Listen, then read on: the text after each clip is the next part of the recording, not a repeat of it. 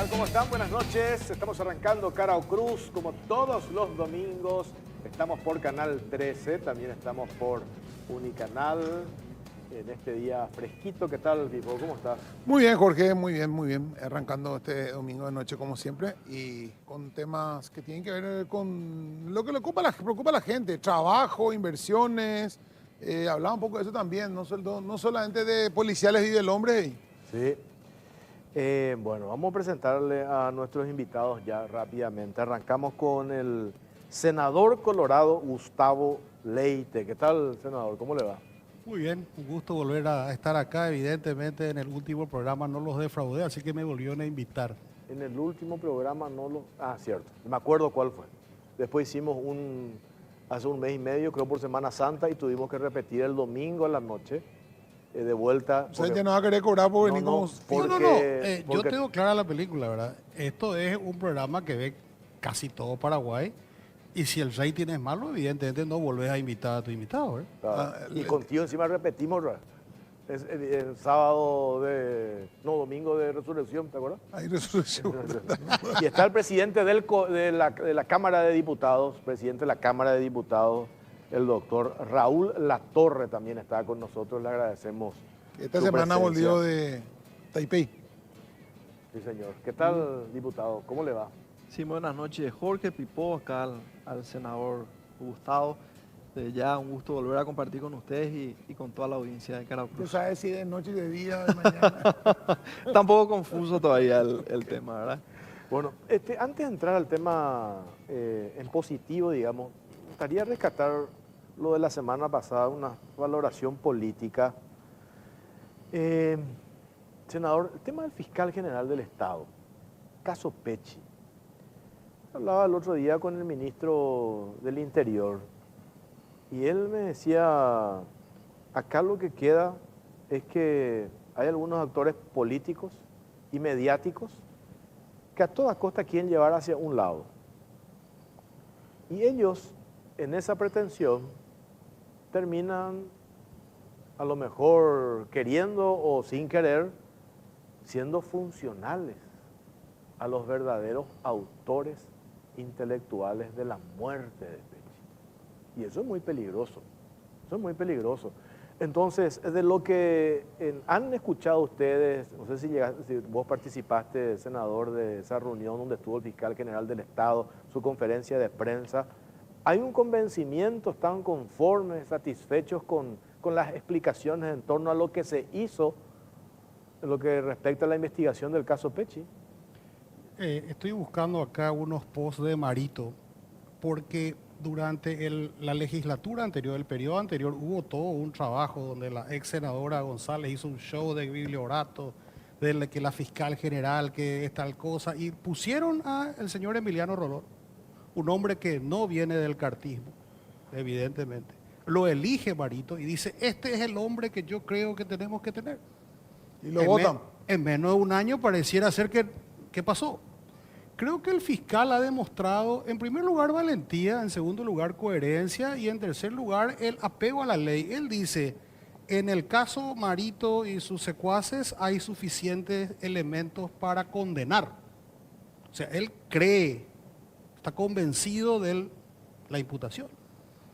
Y el segundo caso, que es el que me decís ahora, el tema dice, ¿y lo van a investigar a Cartes? Le preguntan, una periodista de ABC, por supuesto. Y él le dice, nosotros no podemos investigar en base a sueltos periodísticos, nosotros tenemos que investigar en base a hechos. Y yo creo que aquí hay un esfuerzo por desviar la atención. Y hoy, justamente con unos amigos, hablaba yo me encantaban las películas de Agatha Christie. Y en todos los casos de Agatha Christie era el inspector Poirot, creo que dice, todo muy bien, puede ser fulano, pero falta el móvil. ¿Quién hace asesinar a un tipo si no hay un móvil? Alguien a quien Pecci le perjudicó o le iba a perjudicar. Y según tengo entendido, él nunca le investigó ni a Cartes ni a las empresas de Cartes, investigó a otra gente y tengo entendido que coartó temas más grandes también con sus actuaciones. Entonces, por ahí debe ir la lógica de la autoridad moral. Entonces, me parece que el fiscal resultó ser alguien no funcional a los intereses de Marito y su cabilla, y resultó ser una grata sorpresa porque se rige por la ley, se rige por los hechos, y eso, dentro de todo, yo que no lo conocía, me da una cierta tranquilidad a un fiscal que se rige por la ley y por los hechos. ¿Vos te acordás, senador, que en octubre del año pasado Yamil Esgaib, Yamil es un poco, de repente se va un poco, igual que yo, me considero así, que de repente nos va un poco salimos de pista. Y dijo algo como que si el fiscal no se ajusta a la, tampoco dijo nada grave, si el fiscal no se ajusta a la ley, tenemos que conseguir, tenemos 31 votos para sacarla, así que haga su trabajo, más o menos dijo. Y no, está amenazando la independencia y el fiscal, claro, porque no es funcional a ellos. A los 3 meses estaban pidiendo la cabeza del fiscal porque se le ocurrió imputarle a Marito. ¿Cómo se le va a ocurrir imputar? Ahora mismo tiene que receta inútil, incapaz, mentir. O sea, porque los poderes fácticos se acostumbraron a tener jueces de ellos, fiscales de ellos, periodistas de ellos, son dueños de los medios, ¿verdad? E imponerte una realidad ficticia que le conviene a sus intereses. Y cada vez que encuentren a alguien que no se les vende, o que no es un como decimos nosotros, y le van a tirotear. Entonces acá ya no importa que vos seas esto o lo otro, es sos o no sos funcional a los poderes fácticos que todavía no les pasó la resaca de la elección que perdieron habiendo apostado todo a Efraín Alegre. Eso es lo que tenemos hoy. sí, como digo, como yo, como que está bien, vos podrías criticar, de repente vos podés criticar y decir el fiscal me parece que no hace un buen trabajo, está bien, pero de cortarte las venas de llegar a pedir juicios políticos y compañía, sabiendo que encima tenés 8 votos, o sea, ni siquiera hacer súper ruido nomás, ¿verdad? Entonces hablar, juicio político, hay que sacarlo ya. Ya ella es como mucho, ya es ya una presión, te voy a apretar y el mismo medio le aprieta otra vez, le juega a matar a ver si el fiscal se dobla y es como muy ya, el descaro es absoluto, ¿verdad? Es el país que tenemos, es el país que tenemos que arreglar. Creo en que la democracia solamente se arregla con más democracia, la transparencia solamente se logra con más transparencia. Y no creo en las censuras, creo que cada uno tiene que decir lo que quiera y a la larga los disparateros van a quedar en evidencia porque si vos te pones a pensar las líneas que fueron en contra de X cosas, hoy quedan como ridículos porque estuvieron sosteniendo cosas que no se sostienen en la realidad. Diputado Raúl Latorre, presidente de la Cámara Baja, a propósito nomás de este tema, ¿qué daño se ha hecho cuando se prostituyen las instituciones del Estado? En el caso de CEPRELAT, ahora esta semana va a saltar, porque ya salió una resolución de la Corte Suprema de Justicia, el caso de la demanda que hace Banco Nacional de Fomento al BCP por el caso Carlos Pereira, caso Messer, donde se demuestra que se instrumentó al Banco Central del Paraguay para aplicarle una sanción al BNF.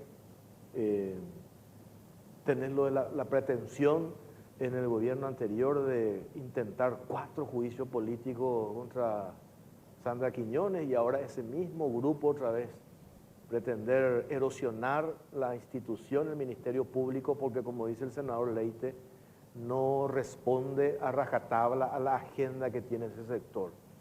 Y paralelamente a eso, la necesidad de ir trabajando para, me decía un ministro de la Corte Suprema de Justicia, no hace mucho, los administradores de justicia tienen que hacer lo que dice la ley, no lo que dicen las graderías o lo que dicen las tapas de los diarios, como la semana pasada hizo referencia el fiscal general del Estado. Entonces, en medio de eso, qué importante es dar esos mensajes que estás al frente de uno de los poderes del Estado, la Cámara de Diputados, esos mensajes de respeto a la institucionalidad y no el chaque. Mirá que nosotros tenemos los votos para sacarte, mirá que estamos en ese juicio político. Hay que construir y trabajar en eso, diputado. Mira, no podría estar más de acuerdo contigo, Jorge. De hecho, que uno de los grandes desafíos para el desarrollo es el fortalecimiento de las instituciones. Y en este caso el Ministerio Público es una institución. No te voy a decir nada nuevo, vos lo mencionaste. En el periodo anterior, la ex fiscal general del Estado, Sandra Quiñones, fue sometida a sistemáticas reiteraciones, incluso en violación a la Constitución Nacional, de planteamiento de juicio político. porque finalmente no hacía lo que determinados actores en ese momento requerían. Cuando empezaba este gobierno, este nuevo periodo, digamos, y asumía el fiscal general del Estado, Emiliano Rolón, que entre paréntesis hay que decirlo, me parece, independientemente a cómo se haya dado su llegada a la titularidad del Ministerio Público, hoy por hoy, a todas luces, es una persona independiente. O sea, está conduciendo al Ministerio Público en base a criterios jurídicos, en base a hechos y de forma independiente. Y bueno, cuando se plantea en determinado momento, un colega hace alusión a esa posibilidad, hubo una reacción muy fuerte por parte de la oposición, cuestionando ese hecho, ¿verdad?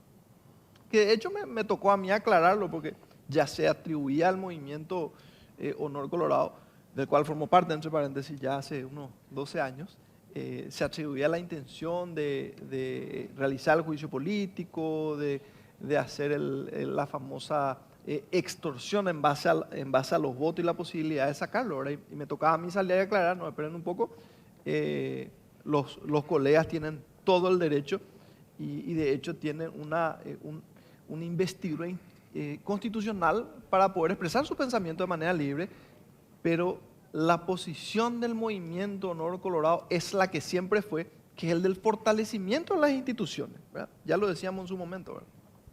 Y ahora, cuando de repente esta persona se está comportando de forma independiente, no está siguiendo la agenda que quieren, empieza ello con el saque del planteamiento del juicio político y de la desestabilización.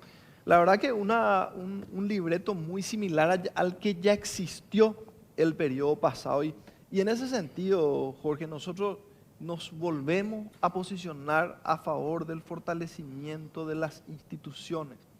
La confiabilidad que va a generar nuestro país para la inversión extranjera, la velocidad de desarrollo, las facilidades para la obtención de trabajo, disminución de la inflación, para que los paraguayos podamos seguir creciendo en cuanto a la calidad de vida que tenemos, en gran medida depende de la fortaleza de nuestras instituciones que bueno, sistemáticamente son amenazadas con este tipo de posiciones extorsivas, ¿verdad? Acá justamente, diputado, el tema, lo que vos decís, la estabilidad que se le tiene que dar a las instituciones, esa. Nosotros siempre decíamos con Jorge, si es por nosotros también tenemos nuestro propio, enemigo ya hecho, queremos que tal caso se mueva.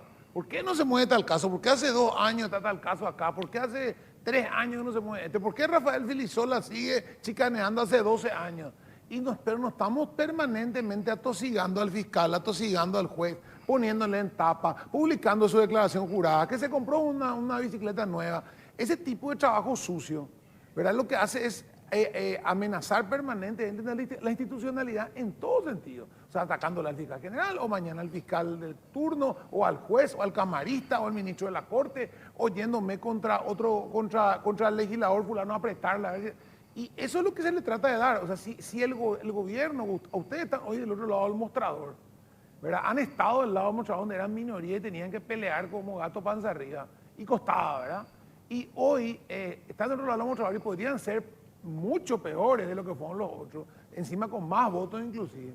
Y otra vez ustedes son los que dicen, no, espera, vamos a hacer las cosas por el camino correcto, vamos a investigar esto. Porque la opción, por ejemplo, el caso Marito, este tema del terrorismo de Estado, lo que hicieron contra Cártel y contra otros actores, inclusive el presidente de la República. Hacernos lo boludo con esto y hacer lo mismo. Vamos a empezar a usar la CEPRELAD, vamos a empezar a usar esto, vamos a empezar a sacar la carpeta del senador fulano, vamos a empezar a apretar gente. Apretemos, vamos a tener 44 votos, vamos a tener en el Congreso, en el Senado, vamos a tener, no sé, 78 en la Cámara de Diputados, y los jueces van a estar todos alineados como velas, porque vos vas a tener control de la manija, pero vos sos el mismo que vas a entrar en el mismo juego. Al contrario, se busca, no, vamos a denunciar esto para que nos pase más. Y esa es la lección que tiene que quedar. O sea, hay que mostrar institucionalidad, aunque tengas hoy mayoría para aplastar lo que quieras. Mira, lo que vos estás planteando es bastante claro, Pipo. Y de hecho que si se presenta una situación adversa, si ellos prosperan con realizar el juicio político con este u otros actores, finalmente las las mayorías en este momento, y hay que decirlo, por una voluntad popular, no por una imposición autoritaria, sino por la voluntad popular en este momento tenemos mayorías. E incluso se podrían plantear a través de esas mayorías la generación o la ubicación en estos espacios de actores que sean afines al movimiento. Esa es una verdad matemática. Pero incluso conscientes de esta situación, nuestra posición es el respeto a la institucionalidad, porque ese tipo de cambios, ese tipo de golpes, ese tipo de presiones y hasta extorsiones a la justicia lastiman a nuestro país, lastiman la generación de los procesos de justicia, lastiman la imagen país para el extranjero, lastiman nuestra macroeconomía y el clima de negocio en nuestro país, hace daño. Por eso hay sabiduría en que los ministros de la Corte estén hasta haber cumplido a su edad, que puedan buscarse esa verdadera independencia de la justicia.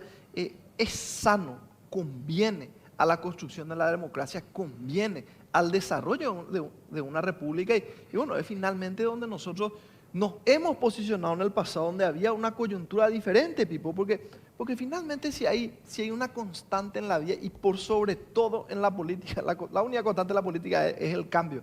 Es una rueda que da la vuelta con más velocidad de la que imaginamos.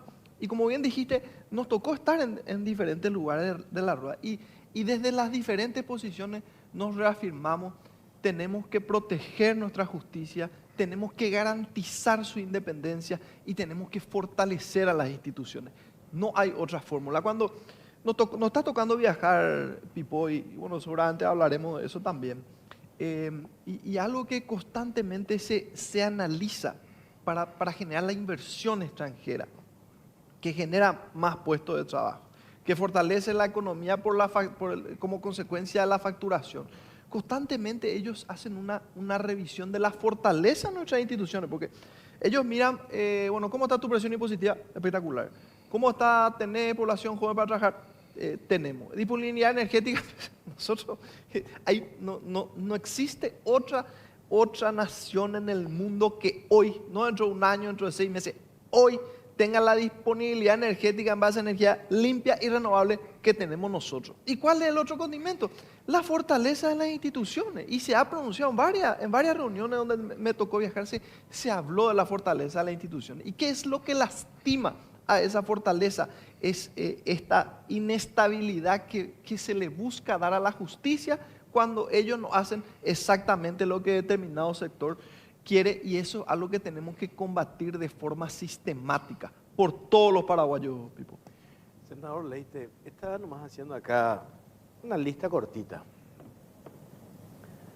En el periodo anterior, por un lado, lo que denota debilitamiento de las instituciones y cómo parece, lo dijo el fiscal general del Estado, la política del terotero. Hacemos un ruido acá y para que el otro no nos enfoquemos en lo otro.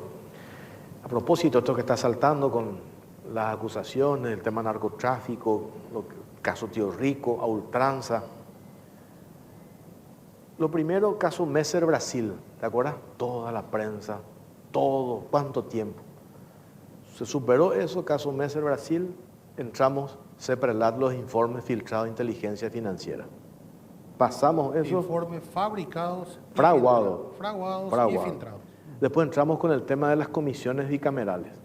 ¿Te acuerdas? Primero la comisión Messer, que no era otra cosa que... Y todos los días los integrantes de esas comisiones... Liderada por un médico terapista. Sí, ahí tenés. Y Huguito Ramírez. Y después tenés el tema, vinieron el tema de las designaciones, las sanciones. Toda la atención de la clase política, mediática, sobre eso. Mientras nos distraíamos con eso... Marito nos saqueó de arriba abajo. Ahí está. En todos los niveles. Pero... todo llega, todo llega. Yo creo más temprano, más tarde, Marito va a tener que responder por su enriquecimiento inusitado como presidente de la República en un sector donde él decidía a quién se le iba a contratar. Hay un conflicto de intereses clarísimo. Hay que dejar que la justicia corra, concuerdo con lo que dice mi amigo, el diputado Latorre. Las instituciones tienen que, a veces son lentas y no nos gusta que sean lentas, ¿verdad? Pero yo también veo un fiscal, estaba mirando el tema Marcet y demás, 713 páginas. Para escribir 713... Para leer cuesta. No, pero para escribir, para sustanciar, porque vos si sos fiscal no podés decir una estupidez, tiene que estar sustanciado en prueba, porque ellos se basan en prueba. Entonces, hay que dejar que las instituciones trabajen, pero también tenemos que hacer un trabajo de fondo internamente. Yo, y ustedes me escucharon, yo estoy trabajando muy bien con el ministro del Ambiente y con la directora de INAN, la doctora Elcio Velar, a quienes les propuse mi idea de acortar los plazos.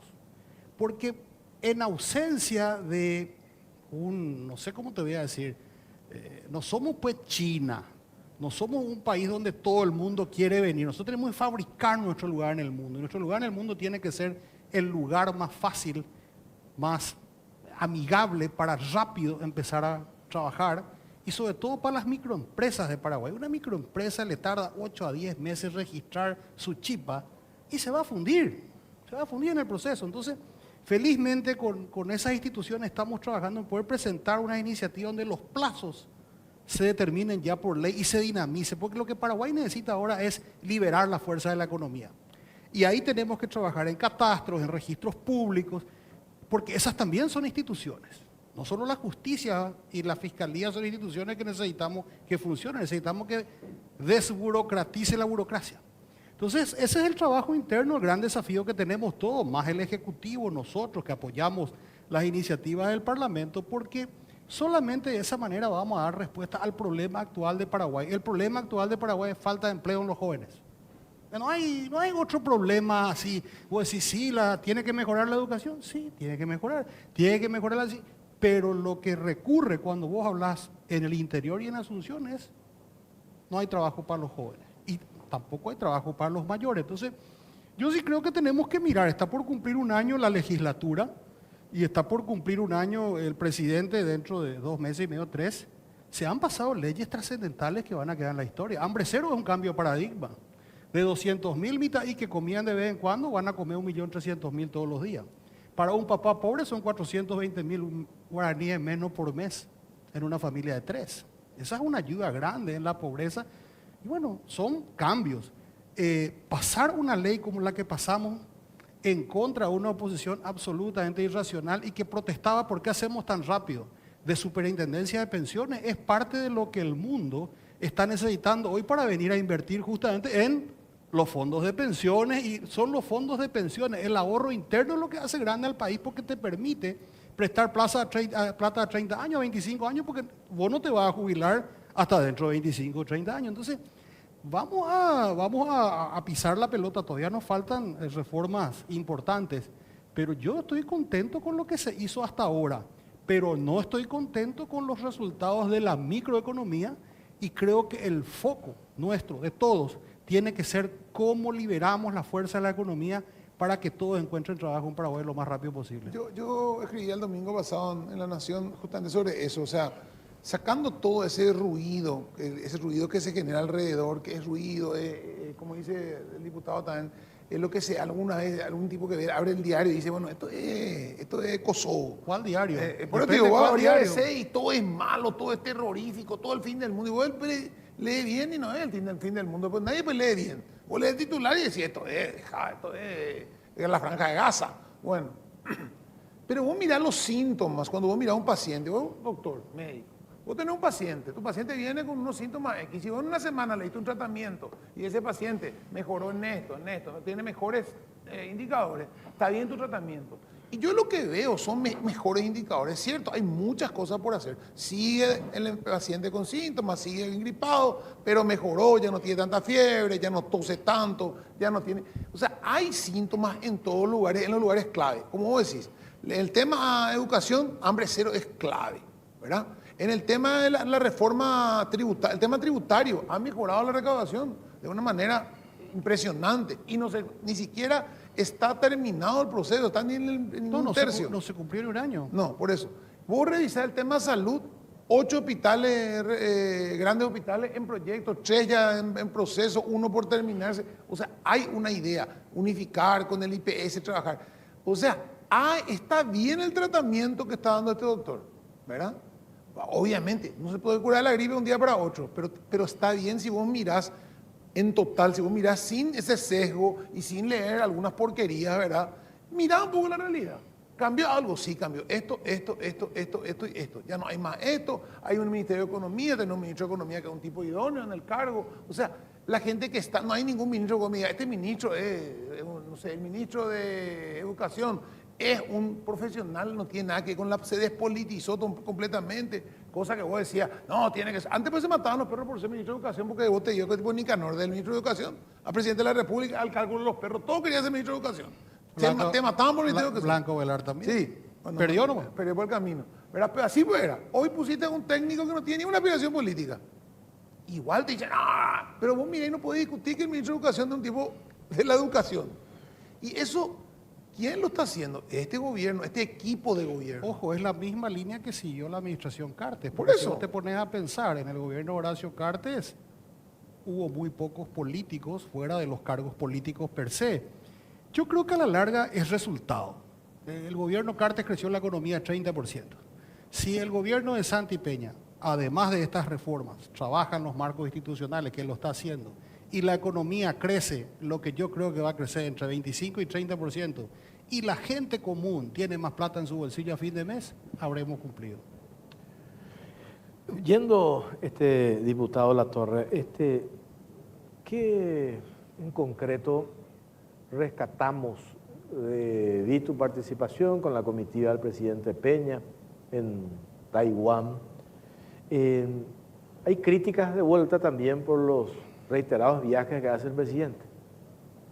Escuchamos de diferentes sectores, pero más allá de eso, ¿qué representan estos viajes o estas salidas del presidente, estos contactos con el sector privado también y anuncios que podrían llegar a apuntar o a dar beneficios para nuestro país? Podemos de acá a un tiempo ya decir, mira, hace 2 años cuando viajamos anunciamos esto. Miren, hoy ya tenemos, no sé, los transportes eléctricos, ya estamos generando, ya estamos produciendo, ya estamos fabricando. ¿Ese es el objetivo o instalar el nombre de Paraguay en la comunidad internacional? Hacemos invitaciones, vengan a invertir. ¿Por dónde va la cosa? Si me permitís, Jorge, me parece muy oportuna tu pregunta. Me gustaría empezar por la visión. ¿Cuál es la visión del gobierno de Santiago Peña y el equipo de trabajo? Nosotros hoy somos un país fundamentalmente agroexportador, que también tenemos un ingreso más que interesante en base a la venta de nuestra energía eléctrica limpia y renovable, entre paréntesis. Por un lado, nosotros tenemos que seguir abriendo mercados para nuestros productos agropecuarios, como está sucediendo con el mercado de Canadá, que es un mercado de primer mundo, con decenas de millones de habitantes que tienen la capacidad para consumir carne de primera, porque nuestra carne es de primera calidad. Pasó a los Estados Unidos, ¿verdad? Que bueno, las instituciones técnicas dieron el aval para la importación de la carne paraguaya. Hubo una posición política en el Senado de los Estados Unidos que bueno, estamos haciendo todo el lobby y el trabajo posible para que todos los actores de los diferentes poderes del Estado, encabezados por el presidente de la República, para revertir eso, que eso no sea aprobado en la Cámara de Representantes, que debería ser lo homónimo a su Cámara de Diputados. Pero por un lado es abrir nuevos mercados para nuestros productos agrícolas, mejorar los precios, poner barreras cuando te salen situaciones como lo que plantea la Unión Europea, que te dice, bueno, yo te voy a cobrar nuevas tasas porque vos, por los productos que me vendés que son producidos en tierras deforestadas después del año 2020, que el presidente se está parando, y creo que todos lo estamos haciendo y diciendo, espera un poco, y lo dije yo en conferencias internacionales, ustedes lanzaron más de 450 bombas atómicas a la atmósfera, su energía en base a energía nuclear, a carbón, tus tierras están deforestadas, mientras que nosotros tenemos el 40% de nuestra superficie cubierta por bosque, el 100% de nuestra energía eléctrica es limpia y renovable, y encima otra vez exportamos energía eléctrica limpia y renovable. Somos 6 millones de habitantes y producimos alimentos para más de 100 millones de habitantes del mundo. O sea, somos uno de las soluciones al problema del hambre en el mundo, pero nosotros tenemos que pagar la contaminación que ustedes hicieron. Entonces, ¿qué otro aspecto? Abrir nuevos mercados, mejorar los precios de nuestros productos y poner también, poner la cara y pararse fuerte cuando quieren imponernos cuestiones que atentan contra nuestra soberanía económica y nuestra producción agropecuaria. Entonces, por un lado, eso, seguir creciendo nuestra capacidad de producir el campo. Por otro lado, hay un proceso de desarrollo, de desarrollo industrial que es básicamente por el cual atravesaron la absoluta mayoría de los países para llegar a una condición de desarrollo avanzado, ¿verdad? Que tiene que suceder. Pero por otro lado, Jorge, también hay una gran oportunidad y se persigue una gran oportunidad, y esta es la visión del presidente Santiago. Se persigue la oportunidad de que el Paraguay se convierta también en un país que produzca tecnología. Y ahí te quiero decir una cosa, ¿verdad? Tuvimos una nutrida agenda, te voy a decir qué es lo que en concreto podemos traer lo que hicimos. Pero para decirte, hay una empresa de semiconductores de Taiwán que produce el doble, que vale más del doble del PIB de nuestro país. O sea, y te hablo de una empresa. Tuvimos una serie de reuniones. Por un lado, creo que fortalecimos, estrechamos los vínculos de hermandad, de amistad entre la República de China, Taiwán y el Paraguay. Compartimos una reunión bilateral con la presidenta saliente Tsai antes de que salga. Volvimos a tener una reunión bilateral con el presidente Lai y su gabinete, donde están toda la voluntad de seguir y fortalecer las cooperaciones. Tuvimos algunas reuniones muy interesantes con el sector empresarial. Te hablo de la que vos citaste, por ejemplo, una importante empresa que produce autobuses eléctricos, y se firmó un compromiso entre el ministro de Industria y Comercio, Javier Jiménez, y el dueño de esa empresa, para producir estos buses eléctricos a Paraguay. Nosotros tenemos que entender la ventaja que podemos plantear como país, por lo que hablábamos, ¿verdad? De disponibilidad energética, limpia y renovable, bono demográfico, baja presión tributaria, que a la vez hay un compromiso de este gobierno no subir los impuestos, por lo menos durante este gobierno.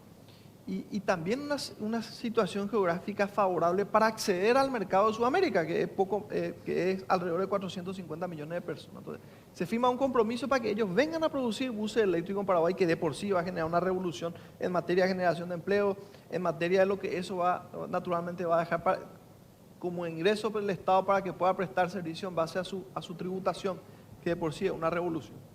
Otra cosa es, ya se había firmado un acuerdo, había acordado el gobierno del presidente Santiago la inclusión en el ECA, o sea, básicamente llevar a arancel cero la exportación de productos paraguayos, arancel cero, carne de cerdo, arancel cero, productos textiles, arancel cero, harina de trigo, además de otras importantes reducciones. Eso tiene que ir al Congreso de Taiwán en este momento para la aprobación. Se da la particularidad de que la presidencia gana, el Ejecutivo gana el Partido Verde, que era el oficialismo, pero en este momento tiene minoría en el Congreso. El presidente del Congreso es el Kuomintang, el principal partido de oposición. Entonces yo tuve la oportunidad, visité el Congreso, me reuní con los principales líderes del Parlamento y se comprometieron conmigo de que iban a aprobar el acuerdo firmado por la presidenta Tsai y el gobierno de Santiago Peña, que podamos tener ese arancel cero en estos productos, bajo esa lógica de seguir fortaleciendo nuestra capacidad de exportación de productos agropecuarios. También tuvimos reuniones con empresas muy importantes como la empresa Asus, que produce inteligencia artificial, diferentes sectores de la tecnología, de productores de tecnología en Taiwán, que hay que decirlo, se mostraron particularmente interesados en venir a invertir en Paraguay. Y también eso se da de forma sinérgica con la buena predisposición que tiene el gobierno de Taiwán para con el Paraguay. Y tenemos que entender, hoy el Paraguay es el país más importante que reconoce a la República de China Taiwán como Estado-nación. Ellos son defendidos por una serie de países, son aliados muy importantes de los Estados Unidos, Norteamérica, entre otros países que hacen una iniciativa para apoyarlo. Pero el país más importante que los reconoce como Estado-nación en este momento, sin lugar a dudas, es la República del Paraguay. Y bueno, nuestro lazo de amistad, creo que hemos sido también un aliado confiable y buenos amigos en todas las circunstancias. Entonces, en concreto, lo último, ¿verdad?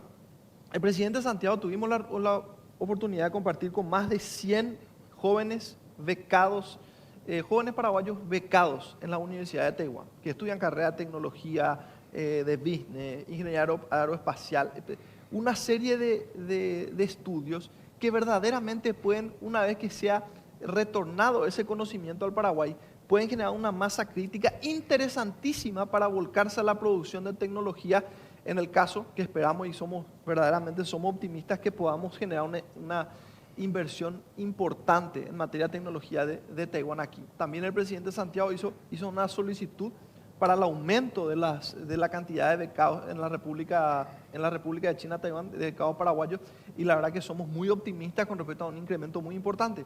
Y escuchándola a esa gente, Jorge, la verdad que eran experiencias maravillosas de jóvenes paraguayos que se fueron, y era espectacular, porque muchas veces, muchos de ellos iban, algunos tuvieron beca en inglés, otros tenían beca en chino. Entonces los paraguayos, los jóvenes paraguayos, tenían que aprender chino mientras aprendían esa ciencia o esa materia que desconocían. Y los testimonios de lucha, de superación, eran para erizar la piel, y un firme recordatorio de que cuando los paraguayos se proponen hacer algo contra toda adversidad, lo logran. En síntesis, Jorge, tremendas oportunidades en materia de crecimiento para el sector educativo en base a becas, en materia de inversión extranjera con algunas cuestiones concretas como la planta de ómnibus, en materia de cooperación, en materia de fortalecimiento y mejoramiento de las condiciones para el comercio por parte del Paraguay como frutos claros de este importante viaje. Y permitime cerrar con esto, porque dijiste, hay cuestionamientos del gobierno, hay cuestionamiento del presidente de la República. Por los viajes. Porque viaja.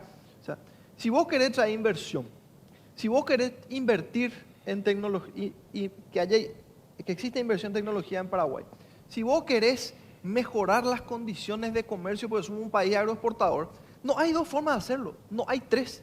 Tenés que ir, tocar la puerta, abrir esos mercados, mejorar las condiciones de negociación, mejorar las condiciones de exportación y buscar convencer a que venga la inversión extranjera en el Paraguay. No hay otra forma, Jorge. Tengo que hacer una pausa. La vuelta, senador Leite, la vuelta de la pausa, de condición de presidente de la Comisión de Relaciones Exteriores, Cámara de Senadores, y que le hiciste una invitación al presidente del Congreso del Brasil. Hay una cuestión necesaria que tenemos que acá en la región unirnos para hacer frente a estas pretensiones de la Unión Europea, estas medidas arancelarias que no tienen ningún sentido, ¿verdad? Hablamos de eso a la vuelta de la pausa, ya venimos.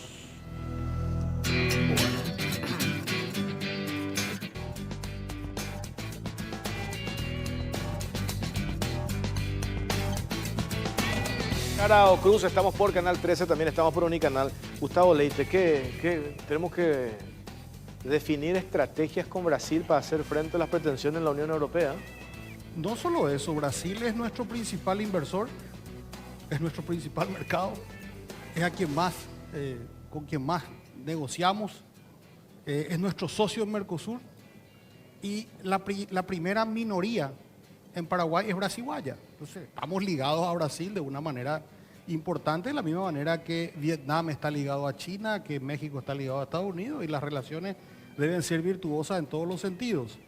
Yo fui a auscultar qué sentían algunas figuras importantes del Senado brasileño, caso Jamie Campos, figura legendaria de Mato Grosso, uno de los mayores productores de soja del mundo, es senador, fue gobernador. ¿Qué dice la gente de Santa Catarina? El senador Amin, figura legendaria en Santa Catarina. ¿Qué dice la senadora Teresa Cristina de Mato Grosso do Sul, ex ministra de Agricultura de Bolsonaro? Y todos están sorprendidos por la audacia de la Unión Europea de tratarnos a sus futuros socios como unos secres, a tal punto que Brasil ya está diseñando medidas espejo. O sea, vos me pones la 11-15, bueno, voy a pensar que te voy a poner yo. Lo que también tengo en claro es que el acuerdo Mercosur-Unión Europea, donde está hoy, no va a llegar a ningún lado. La visita de Macron a Brasil a decirle a Lula, vamos a pensar un nuevo acuerdo, es decir, estos 25 años no sirven para nada. Y en realidad eso sería bueno para nosotros, porque del 2019 a hoy Europa movió tanto y puso tantas nuevas condiciones que hoy son inaceptables. Para mí es inaceptable que Paraguay tenga que tener cupo. Como pico el país más pobre, el más chico va a tener cupo y el más grande le va a imponer cosas. Entonces, ciertas cosas que aprendimos también después de la guerra de la Triple Alianza, solos nunca más. Claro. Entonces vamos a trabajar con nuestros socios del Mercosur. Acordamos con la senadora Teresa Cristina una bancada de legisladores de todos los partidos que defiendan a la producción de nuestros países. Es muy importante que nosotros hablemos con nuestros pares y defendamos a la producción, porque la 1115 en realidad va a matar el desarrollo de lo que queda del Chaco. Y si mañana imponen de vuelta condiciones para humedales, por ejemplo, va a matar todo el futuro del arroz en Paraguay y en la región. Entonces, Europa no se está comportando como un socio, por un lado.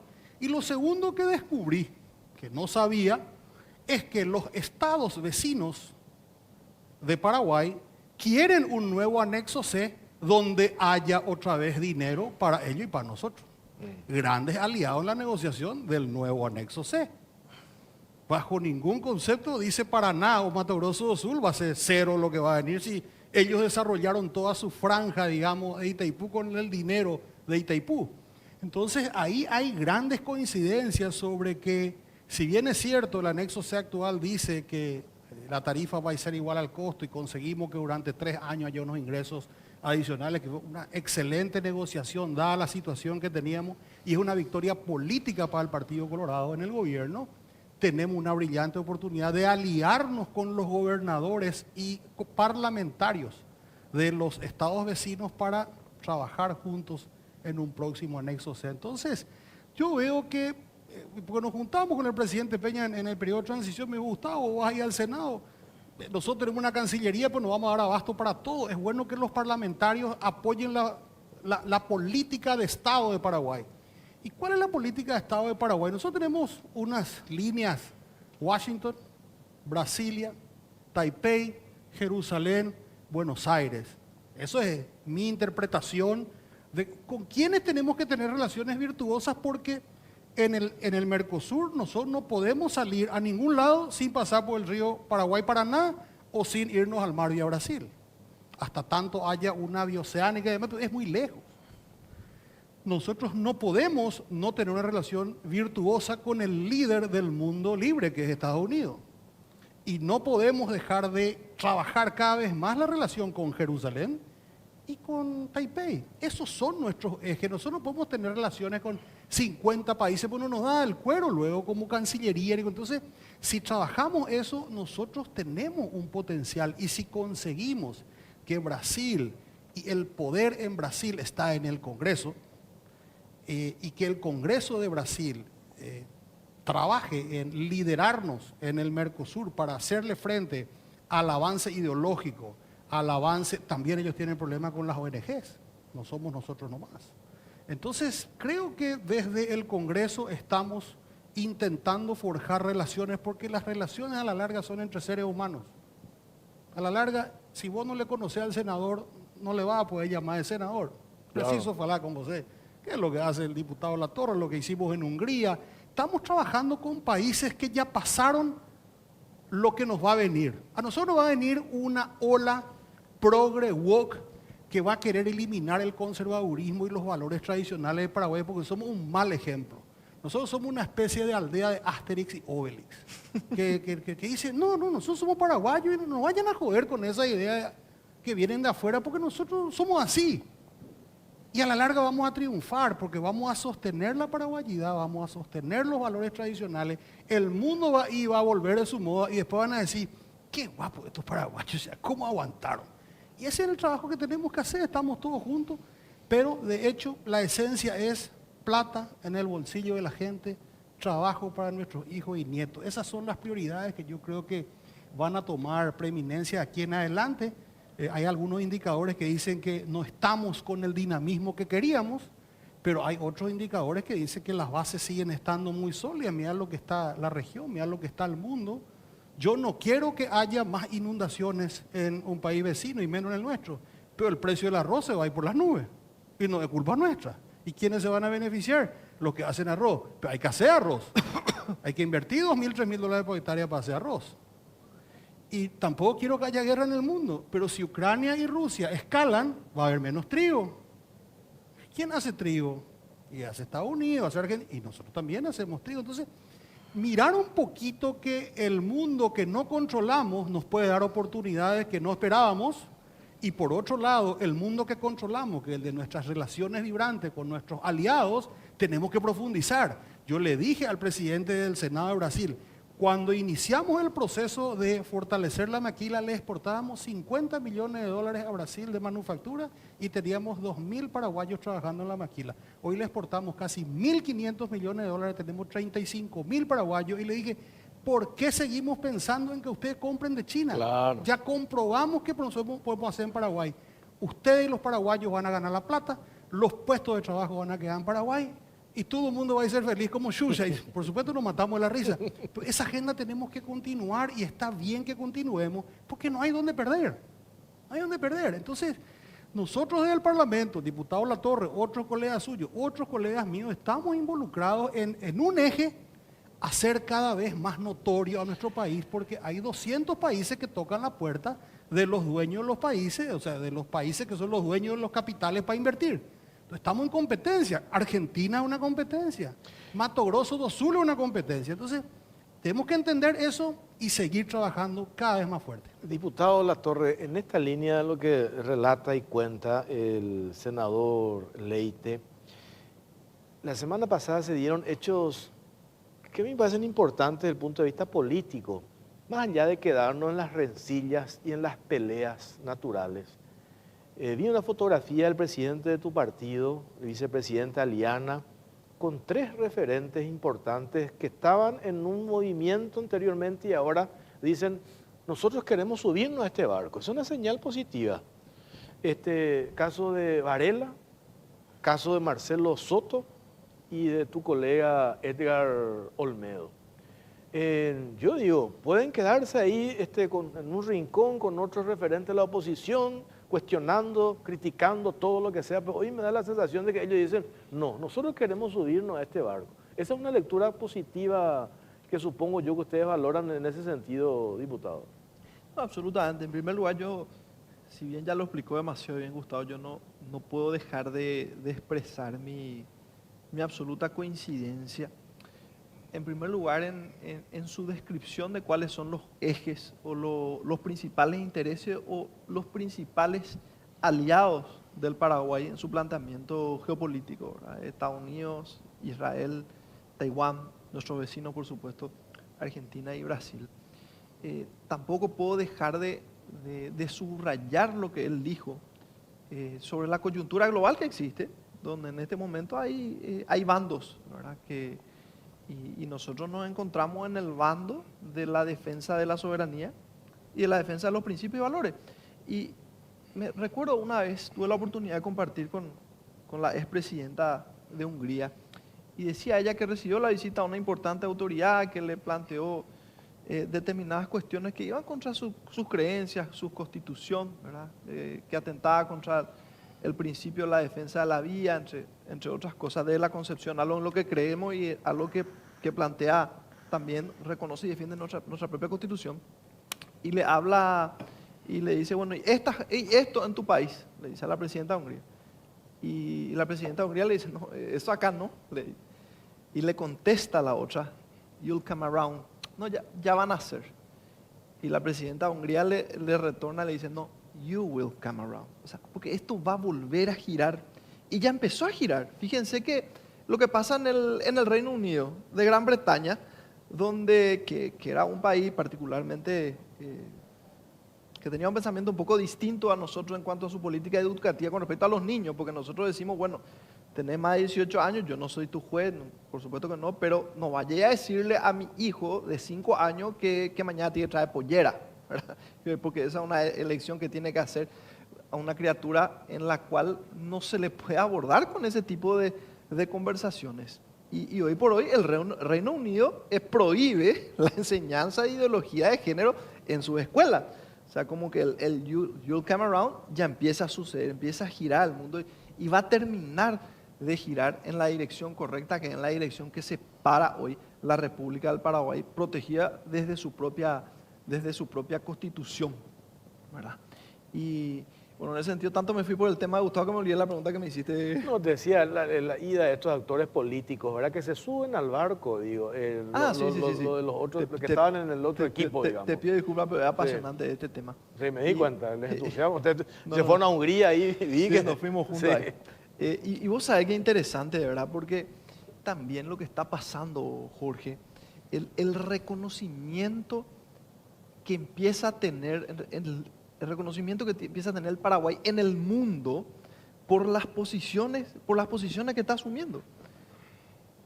Nosotros cuando nos fuimos a Hungría, yo me reúno con el presidente del Congreso de Hungría y me dice, bueno, vos estás acá, porque nos invitaron a dar una exposición allí y vos estás acá, compartimos los mismos principios y valores. Antes de que yo hable, me hablas de los valores que se vienen en Paraguay, este país europeo. Estaba informado.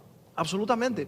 Y me pasó algo interesantísimo, ¿verdad? Porque me acuerdo, yo estaba o sea, tuvimos una sola noche libre en Taiwán. Yo tuve una sola noche, la noche que llegué, después de 48 horas de viaje, no 36 creo que son, pero como 12 horas de diferencia, 2 días después aterrizo, me mareaba y no sabía en qué planeta estaba. Y tenía una sola noche, porque al día siguiente llegaba el presidente de Santiago. Bueno, y la agenda era durísima, entonces, bueno, algo tengo que conocer, dije.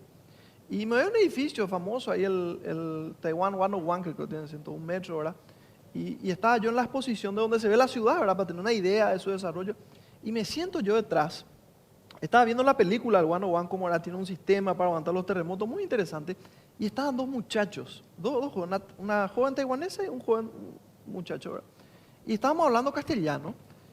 Y se dan la vuelta ellos y me dice, ¿de qué país sos? Me dice, ¿verdad? Y le digo yo, de Paraguay, le digo, ¿verdad?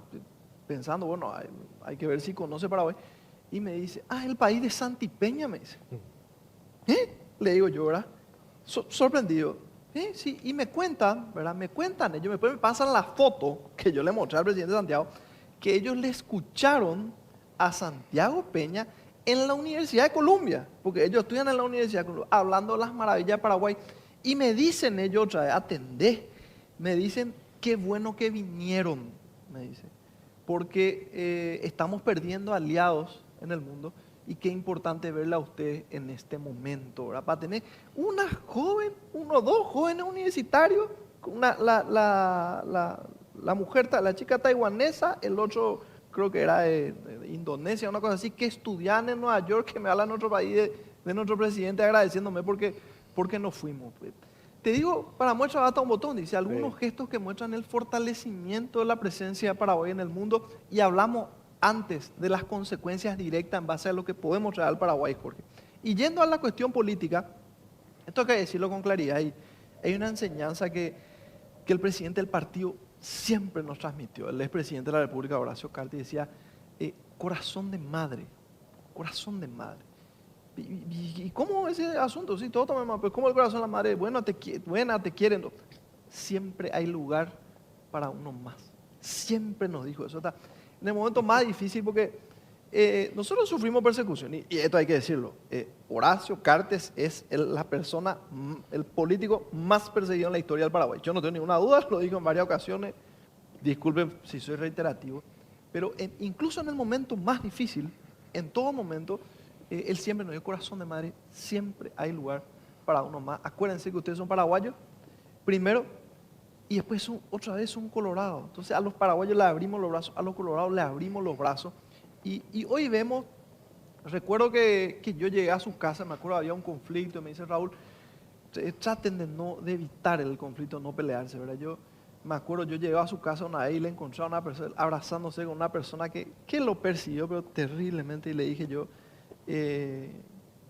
mira, querido líder, ¿cómo puedo no evitar el conflicto si veo los gestos que tenés de abrir los brazos, incluso con la gente que te hizo mucho daño?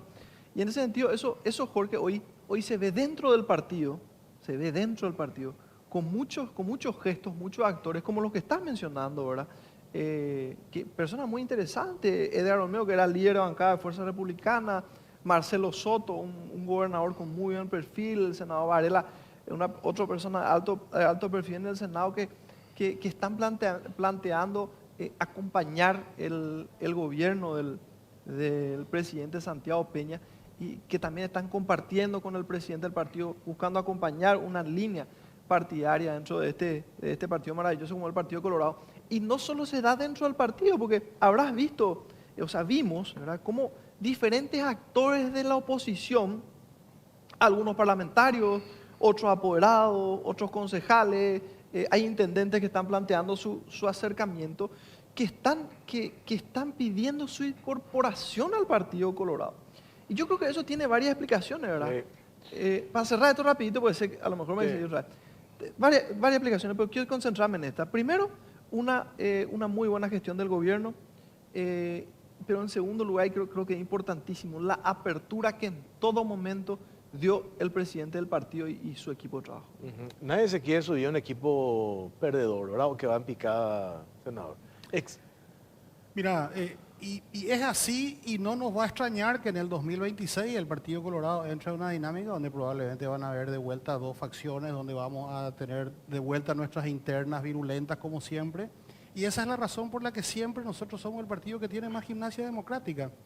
Pero saber perdonar es parte de la política, es parte de los procesos. Este es un momento para construir. Hasta el 2026 no tenemos elecciones.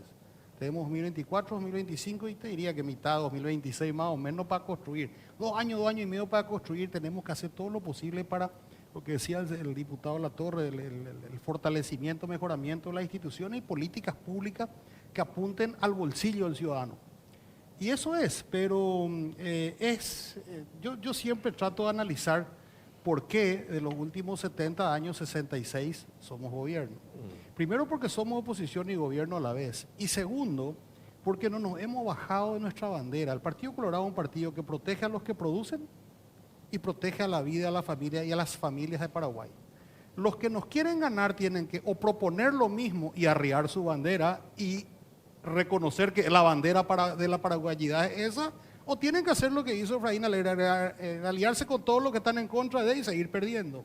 Entonces, el Partido Colorado hoy encarna lo que los paraguayos somos, y claro que hay colorados que no son tan dignos, y así también hay en la oposición y demás, y por eso nos crucifican y demás, pero yo creo que el que figuras importantes de la oposición, congresistas, figuras importantes que estuvieron en el otro bando, por decirlo así, hasta hace poco, se sumen es porque vamos bien, o vamos a ir bien, como vos decís.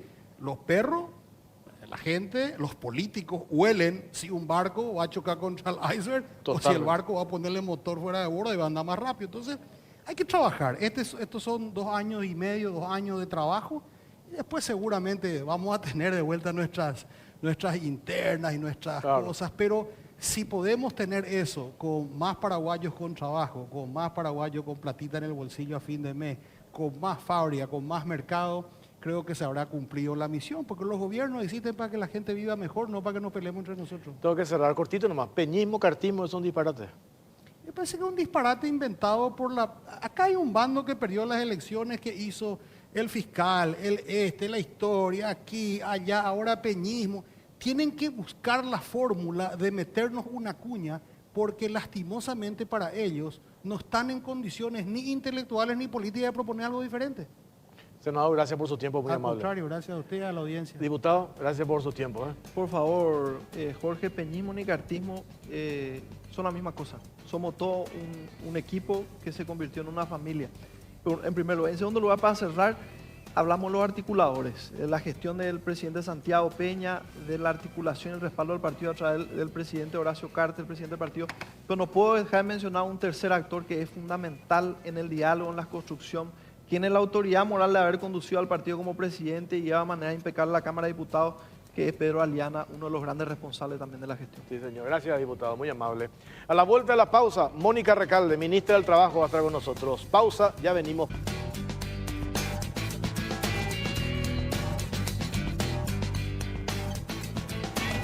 Segundo tema en Cara o Cruz, ya está con nosotros la ministra del Trabajo, Mónica Recalde. ¿Qué tal, ministra? ¿Cómo le va? Buenas noches. Buenas noches, Jorge. Buenas noches, Pipo. Un gusto estar aquí nuevamente. Bueno, queremos los números reales. El otro día hablaba sobre este tema de desempleo con el viceministro Charotti. Entonces yo le preguntaba en concreto, él es muy técnico, ¿verdad? Vale explicar en qué contexto para entender los números, ¿verdad? Yo le decía, pues estamos mejor o peor, ¿ha aumentado o disminuyó el desempleo? ¿Cómo estamos? ¿Cuál es la realidad? ¿Qué tenemos para compartir al respecto? Bueno, hace una semana se publicaron los datos del primer trimestre del año 2024, donde realmente tenemos datos muy interesantes con respecto al empleo. Nosotros tenemos que entender que este primer trimestre se compara con el primer trimestre del año 2023 y ahí tuvimos realmente un aumento de la cantidad de puestos de trabajo que son en 76.000 nuevos puestos o nuevos empleos, lo que hace también que esto pueda llevar a verse dentro de una dinámica mucho más importante en la generación de lo que son la expansión del sector privado especialmente.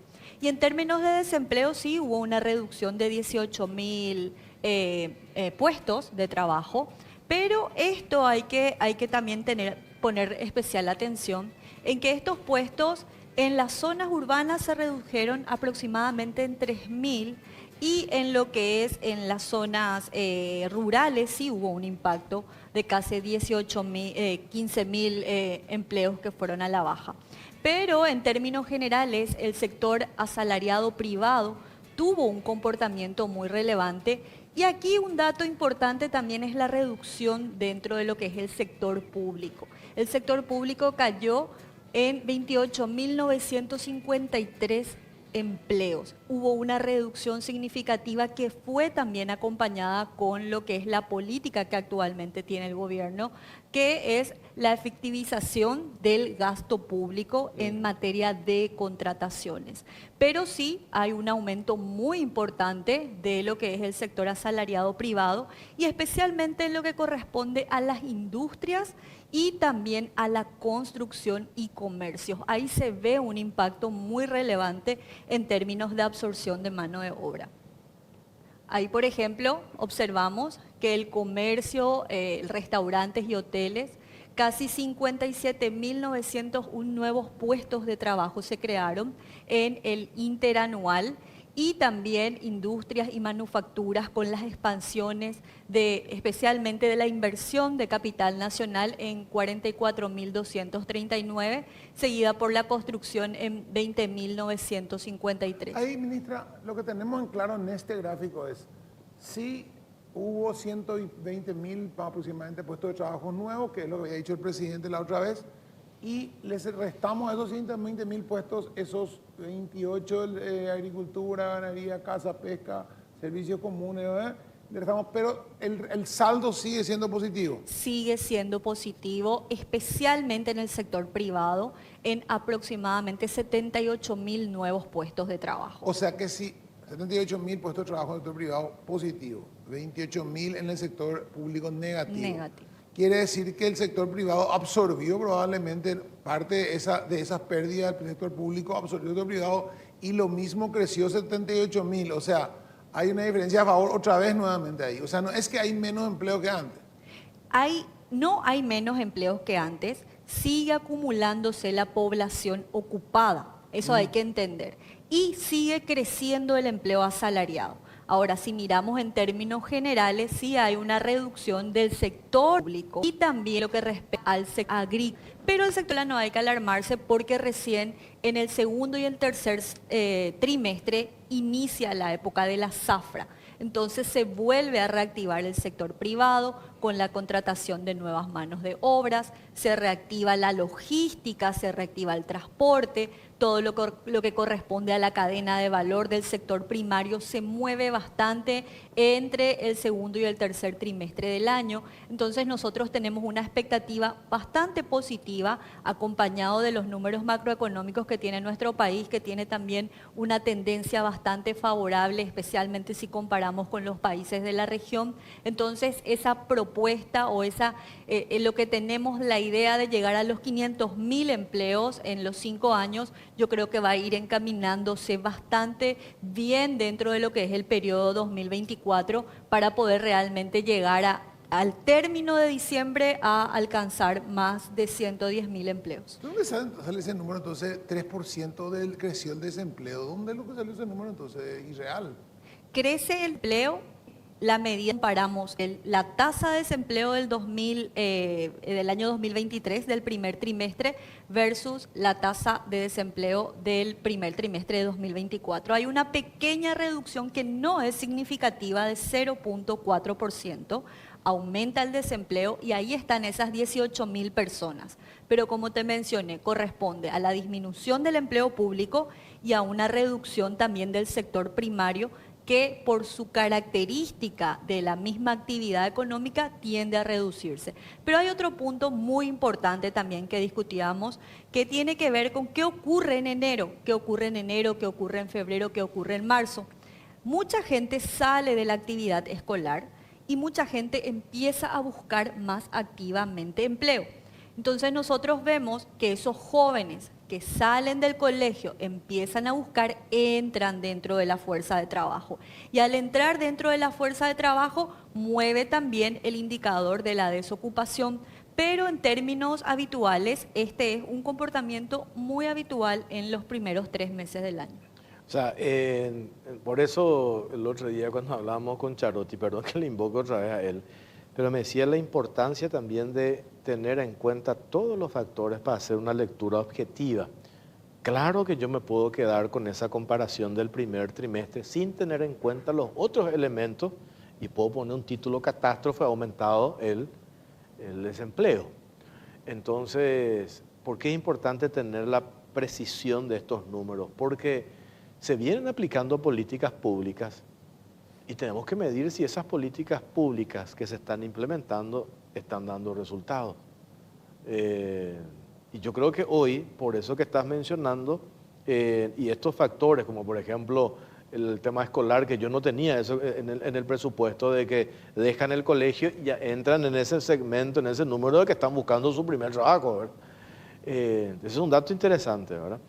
Pero estamos encaminados con los números que hoy tenemos para lograr a esa meta que dijiste de vuelta, y siempre que hacemos una entrevista con la ministra de Trabajo le preguntamos esa promesa fuerte de campaña que hizo el presidente de los 500.000 empleos. Recién estaba Gustavo Leite, sobre qué cabalgaba en todo momento. Decía, nosotros tenemos que, hoy ¿cuál es el principal problema? Tenemos que generar fuentes de trabajo para la gente. Claro, por supuesto. Nosotros tenemos políticas públicas claras en respecto a la generación de empleo. Uno es lo que ya explicaban los panelistas anteriormente, sí, la atracción de la inversión extranjera. Pero tampoco tenemos que olvidarnos que hay mucho capital nacional que está en juego y que hay muchos sectores como la construcción, la industria, el sector textil, el sector comercio que se está expandiendo. Y nosotros, por ejemplo, en el Ministerio de Trabajo, cuando hacemos el monitoreo de cómo se está comportando nuestro sector productivo, vimos que desde agosto del 2023 a abril del 2024 se crearon y se inscribieron en el Ministerio de Trabajo como patronales. ¿Qué significa eso? Que tienen trabajadores, 8.300 empresas. Y eso es capital nacional y también hay capital extranjero. Y algunas empresas que ya están instaladas también se expandieron, abrieron más sucursales, más de 1.100 empresas abrieron sucursales y eso vuelve a captar nueva mano de obra. Entonces, a la medida que vayamos teniendo este comportamiento positivo dentro de esos sectores que realmente aglutinan mayor cantidad de mano de obra, por supuesto que vamos a estar llegando a nuestro objetivo de cumplir con nuestros 500.000 empleos a finales de año. Pero también un aspecto relevante tiene que ver no solamente con el empleo asalariado, sino también con el trabajo independiente. El trabajo independiente también se está expandiendo. La gente, por ejemplo, se dedica al cuentapropismo, hay más patrones, hay más empleadores dentro de nuestro mercado de trabajo y eso también son ocupaciones, son puestos de trabajo y en ese sentido tenemos un panorama muy interesante, no solamente desde la política pública de atracción de inversiones, sino hay otros componentes también que entran en juego para poder expandir el empleo, como por ejemplo la simplificación de procesos, la implementación de las EAS, de las empresas de sociedades anónimas simplificadas, fue algo fundamental en este gobierno porque se empezaron a crear muchas nuevas unidades productivas y esto hace que entre 2 a 5 empleos se creen en cada una. Otro tiene que ver con el control, la fiscalización, que también es un papel importante lo que hace la ADENIT, como lo que hace el Ministerio de Trabajo, de salir a controlar de que realmente estén en regla y eso también impacta en la formalización finalmente. Y ese es un dato también que vimos en la EPH, que de los 76.000 puestos de trabajo creados, el 30% fue formal. Si bien nuestros índices de informalidad son altos, nosotros vemos que hay una tendencia hacia la formalización también del mundo asalariado, que es nuestro principal objetivo y nuestra principal preocupación.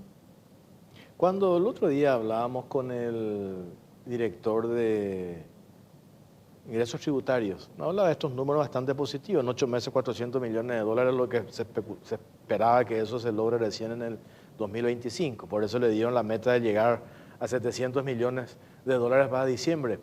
¿Eso implica también forma parte del proceso de formalización o es simplemente los que evadían hoy están pagando?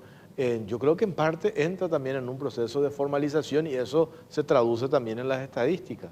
Claro que entra dentro del proceso de formalización porque cuando el trabajador independiente que está haciendo alguna venta o está prestando algún servicio emite una factura o se registra dentro de la ADENIT, pasa a ser formal. Y cuando se releva los datos de la encuesta y le pregunta si emite o no factura, le dice que sí. Eso implica mayor ocupación formal. Y esto es un dato muy importante lo que dice Óscar, porque si bien él refleja lo que es la recaudación dentro de impuestos tributarios, nosotros observamos la recaudación también del IPS, porque el IPS va creciendo también en términos de formalización. Con todos los problemas que tiene IPS, sigue creciendo la cantidad de personas que se están registrando y cuando comenzamos teníamos 700.000 inscriptos y ahora tenemos casi 131.000 nuevos cotizantes, o sea, 31.000 nuevos cotizantes.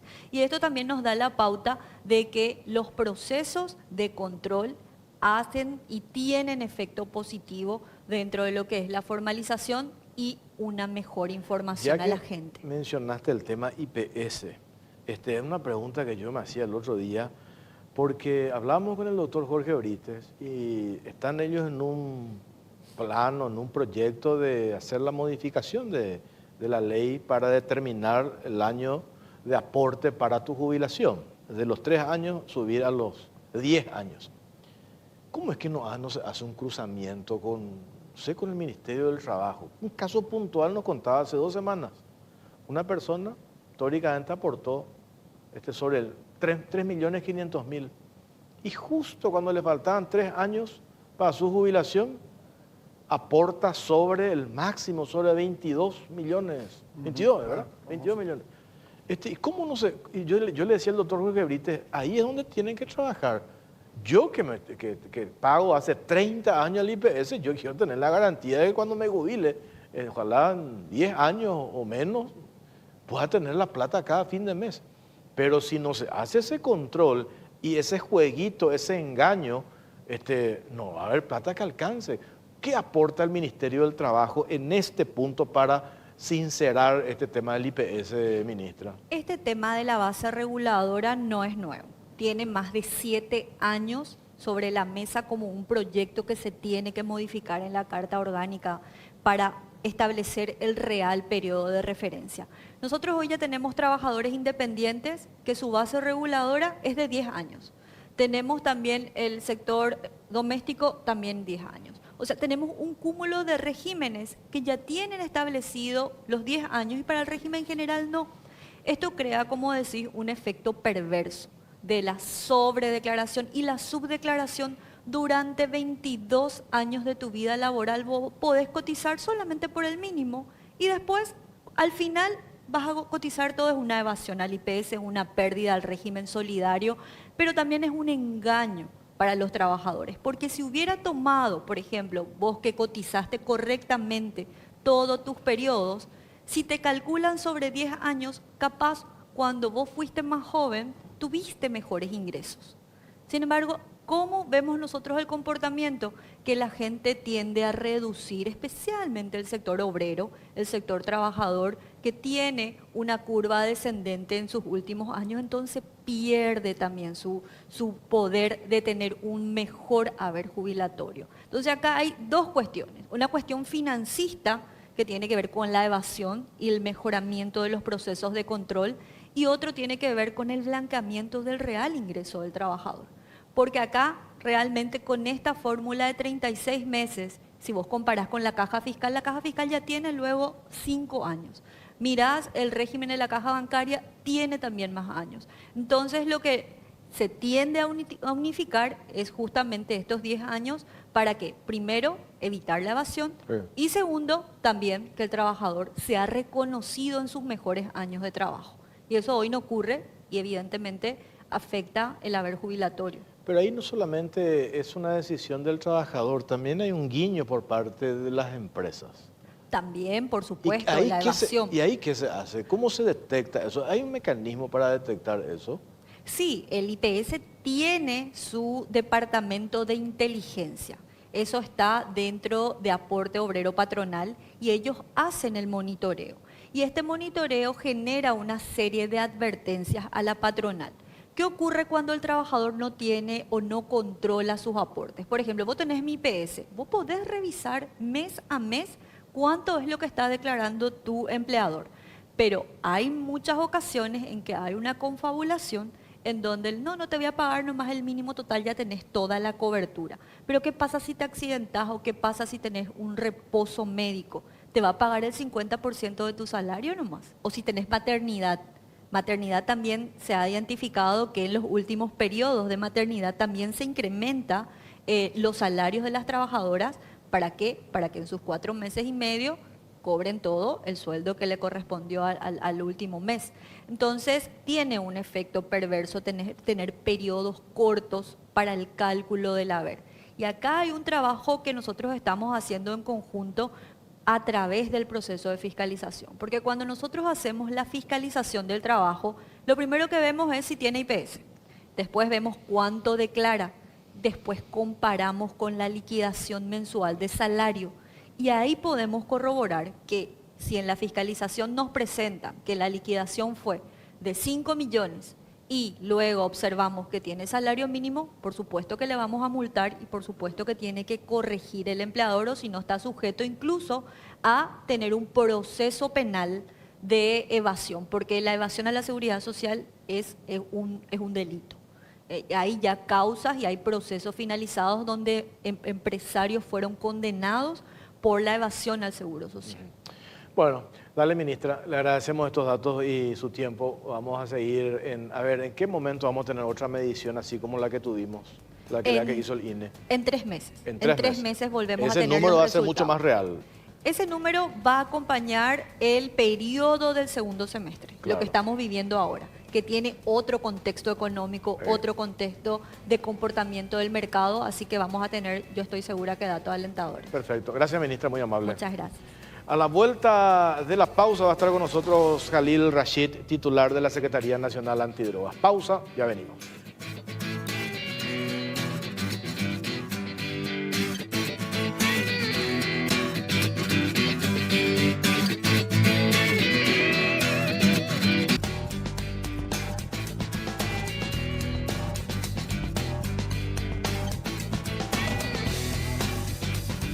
Seguimos en Cara Cruz, estamos con nuestro tercer tema. Jalil Rashid, titular de la Senat, está con nosotros. ¿Qué tal, ministro? ¿Cómo le va? Buenas noches. Bien, Jorge, buenas noches. Para 8 horas de programa este mundo.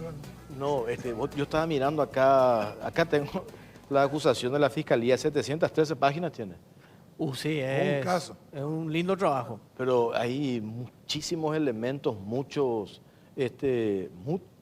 detalles que saltan en esto. Y lo primero que uno, al ver esto, que estoy mirando y estaba revisando, es que uno puede suponer que el origen del mayor operativo de tráfico de drogas arrancó en el gobierno anterior. Narcotráfico siempre hubo, siempre me dice, "Pues, ¿de qué hablan de narcotráfico? Siempre hubo, sí.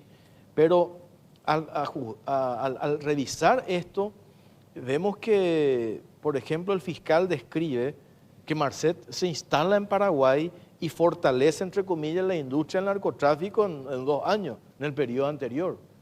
Y hay señales así muy interesantes en el sentido de que los primeros decretos que firma el gobierno anterior, por ejemplo, el levantamiento de los controles de la SENAL en los puertos privados. ¿Qué se hacía en los puertos privados? Se utilizaban esos puertos privados para contaminar la O mercadería. sea, ese es el primer paso, el primer pasito que dieron para montar la industria fue ese levantamiento, ¿verdad? Bueno, un primer pasito, como decís, Pipo, pero un paso importante. Sí. Porque imagínate Esa que es la clave. imagínate que es desde ahí que sale la droga al mundo. a Esa es la Europa. clave. Claro. El momento crucial. Eso, Pipo, es estratégico.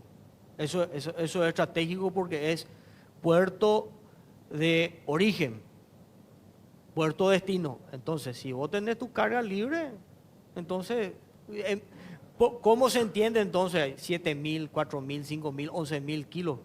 Lo que siempre hablamos y lo que siempre digo, arco libre, aunque parezca un chiste, eso se instaló, Pipo, porque es verdad. Era arco libre y todos los resultados y todos los trabajos que estamos haciendo con el equipo de seguridad, ni siquiera te hablo de Senat, con todo el equipo de seguridad y los números y las cifras que están arrojando estos trabajos, echa por tierra lo que no se hizo en 5 años atrás. Pero fíjate, o sea, llama la atención, porque siempre vos podés decir, bueno, que consiguieron un tipo en la aduana, que le coimearon a 2 o 3 tipos, estaban de turno ese día, arreglaron, ese día pasó la carga, listo. Pero acá, yo creo que es la primera vez que oficialmente el ministro de la Senat manda a hacer un documento, o el presidente, no sé quién firma ese decreto, si el presidente o el ministro, en el cual ordena el levantamiento, hace oficial el arco libre. O sea, el arco libre fue una decisión de Estado del presidente y de su gobierno dejar arco libre. Yo nunca vi una cosa así. Y bueno, Pipo, es hora de que no lavemos el rostro. Y no me canso de decir, esta es una mochila que heredamos nosotros, pero muy pesada. Y toda la imagen país que se generó como país de narcotráfico, como país que dejan pasar las cargas, es algo que heredamos y que creo yo que estamos limpiando un poco paulatinamente esa imagen a través de los trabajos que estamos haciendo, porque van a decir, sí, igual se trafica droga, de luego, ¿verdad? Pero nosotros no compramos la información, el gobierno no compra la información de Europa, de los puertos de Europa, porque acá no caen. O sea, acá caen ahora, pero no caen más esas 11.000 o 14.000 toneladas en los puertos de Europa. ¿Y qué influencia podemos tener nosotros como gobierno en los puertos de Europa? O sea, Claro, va a salir. Si cae, va a salir. Claro, si caes, si cae, si sale porque cayó y porque se maneja la información, ¿verdad? Pero eso es un poco el reflejo, Pipo, Jorge, de que se ajustaron un poco algunas cosas y se están realizando controles más efectivos, más presenciales. Eso, por ejemplo, que mencionaste de que se levantaron los controles. Yo escuché una sarta de disparate en su momento donde dicen, no, esto era foco de corrupción, facturaban los muchachos y por eso levantamos todo esto. Correcto. Si vos sabés, como máxima autoridad de la institución, que vos tenés un funcionario corrupto, un funcionario desleal, un funcionario que está pidiendo plata por tal o cual servicio, lo cambiás o lo procesás. Pero no pongamos el arco libre. Claro, eso, o sea, pasar de la sartén al fuego, pues, directamente. Absolutamente. Jorge. No, acá también hay una cuestión que hay que decir, ministro. Esto tiene un componente. Cuando veíamos en uno de los mensajes, judío, tío rico, le dice, tranquilo, yo tengo conexión más arriba, que me da una especie de garantía. Entonces, cuando hablamos conexión más arriba, es el poder político, que le da soporte al funcionamiento de estas estructuras. Estas estructuras siempre están pendientes, viendo la manera de cómo consolidarse, pero si no hay respaldo político, llámese instituciones, el guiño, etcétera, etcétera, no van a poder hacer nada. Y ahí es donde esto me parece que en la investigación también de la Fiscalía, además de construir la parte operativa de cómo funcionaba el día a día, y hay elementos, creo que llegaste a decir vos por tu experiencia de cuántos años estuviste en el Ministerio Público, también hay elementos para construir el soporte político que tenían estas estructuras. Jorge, categórico. Sin respaldo político de una determinada institución o sin la venia para dejar pasar o dejar hacer este tipo de cosas, no hay negocio.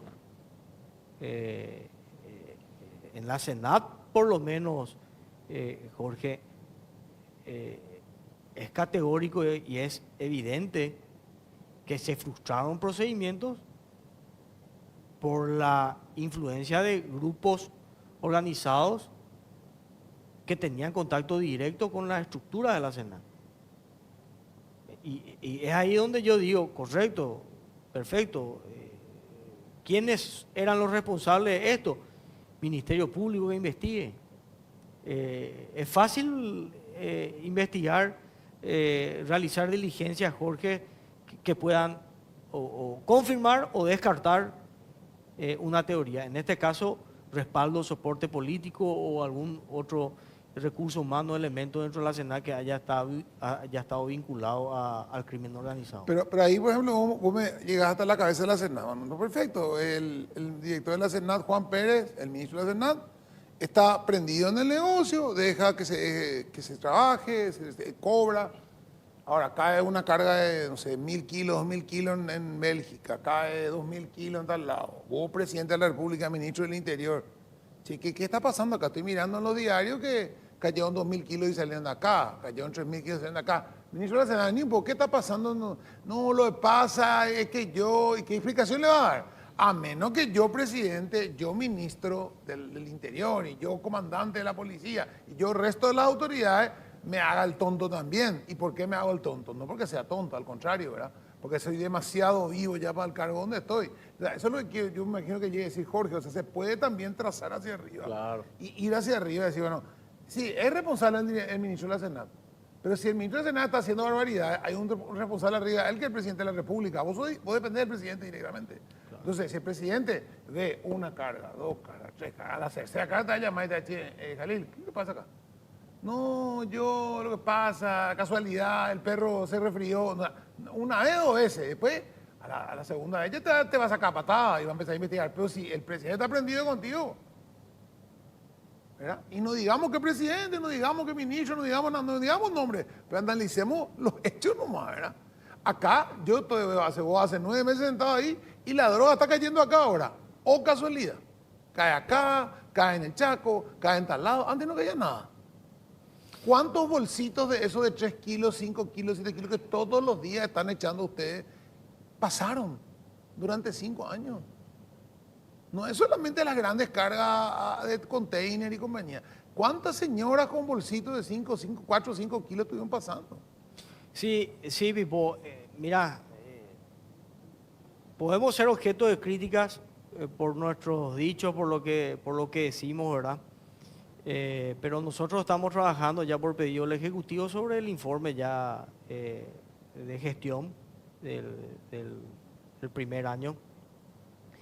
Y en lo que respecta a Senat y en comparación a las cifras actuales con las que se manejaron en su momento en el primer año de gobierno del gobierno, valga la redundancia, pasado, es abismal la diferencia a favor nuestro.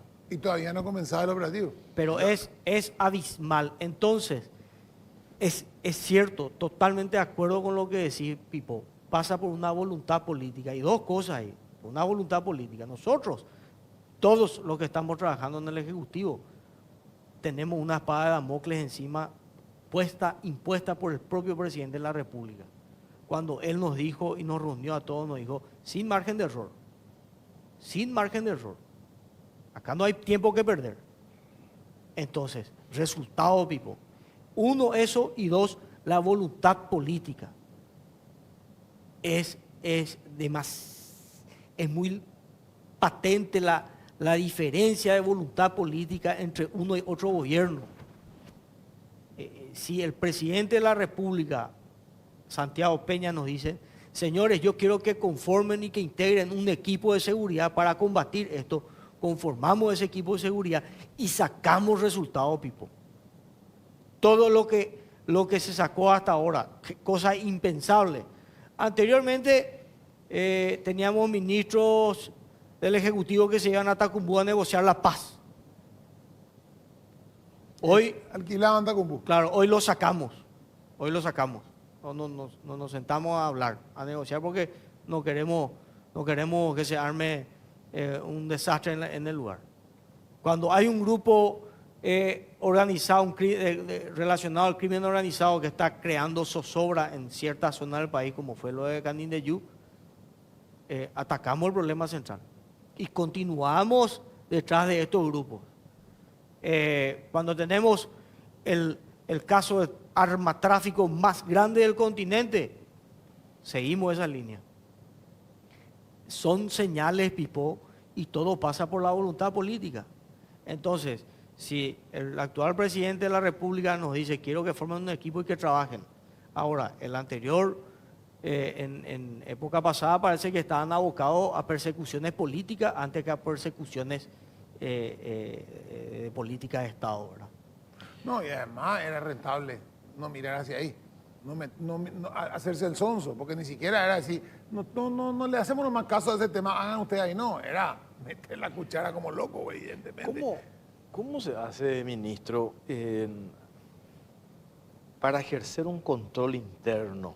Para evitar esto que pasó con altos funcionarios que estaban al frente de inteligencia, y para que, por ejemplo, vos en tu equipo decís, yo confío en determinadas personas, pero había sido alguien de tu equipo, estaba nada más y nada menos pasando info, teniendo contacto con un peso pesado del narcotráfico. ¿Cómo se blindan en la cabeza de la institución? ¿Cómo se hace ante evidencias de hechos que se dieron ahora y que vemos acá en la acusación de la Fiscalía?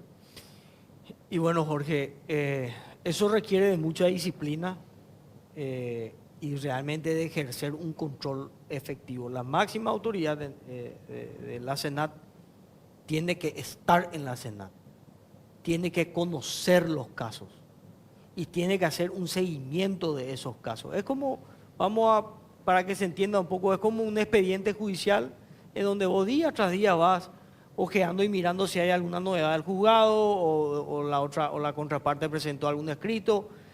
Uno tiene que estar encima, Jorge, tiene que estar controlando. Eso requiere de disciplina. Uno tiene que estar concentrado, Jorge. Tiene que estar concentrado en su trabajo, no en las estupideces de cómo golpearle políticamente a este o cómo a aquel. Uno tiene que dedicarse nada más y nada menos que al combate, a la lucha contra el narcotráfico en una institución tan sensible. Puede haber fuga de recursos humanos que son desleales a la institución, ni siquiera a Jalil Rachid, a la institución, desde luego que puede haber. Pero ¿cuál es el mensaje, Jorge, que yo envié apenas asumí la Senat? Yo dije, todo el respaldo a aquel funcionario que responde a los fines de la institución, el apoyo pleno, el reconocimiento. Pasó con Ignis, el presidente, nada más y nada menos que el propio presidente de la República se fue a reconocer a los agentes especiales, las fuerzas especiales que tuvieron participación en ese procedimiento. es un claro ejemplo de respaldo y apoyo de la, imagínate, el presidente de la República. Ahora, el otro mensaje es el siguiente: con todos los mecanismos legales, aquellos que se desvíen del camino de la misión institucional. Y yo tengo la ventaja, Jorge, la ventaja para mí, la desventaja para otros, que yo vengo del sistema judicial, yo conozco los mecanismos. No nos van a ganar, no nos van a engañar en cuestiones procesales o de materia penal. De hecho, ya tuvimos en este breve lapso imputados, funcionarios imputados por estar vinculados a cuestiones de lealtad a la institución. O sea, ahora. Entonces, el respaldo al funcionario que se pone la camiseta de la Senat y el palo por la cabeza a aquel que no responda a los fines de la institución. Ministro, metiendo, no sé si vos podés opinar sobre eso, vos sos fiscal y sabrás eso, ex fiscal. En este expediente uno ve que hablan de la Senat y dicen de NIT, creo que se llama, DIT, algo así, llama la dirección, en la que este señor dice tener un contacto y que ahí le ayuda.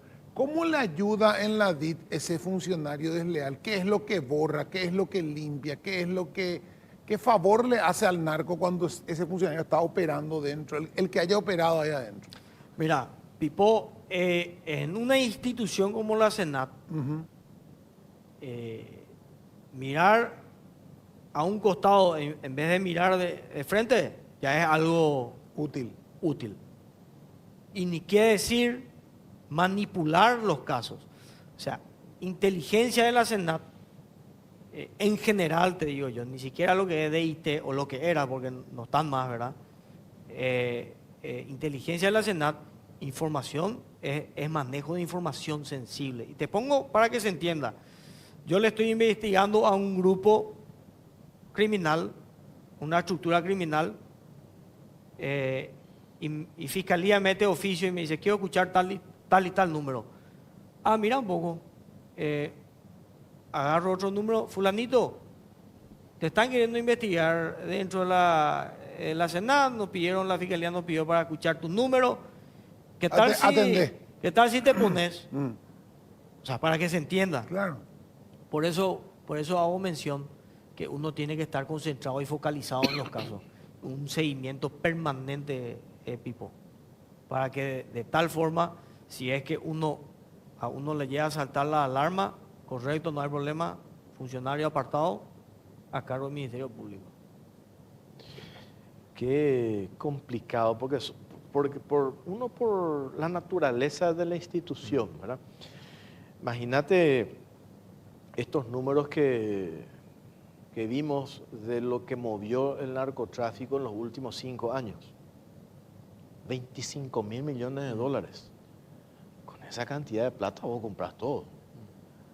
Comprar, pero pretendés, o sea, podés plantear comprar todo, ¿verdad? Entonces, ahí nomás yo decía, y ustedes también las herramientas que tienen, los sistemas de escuchas,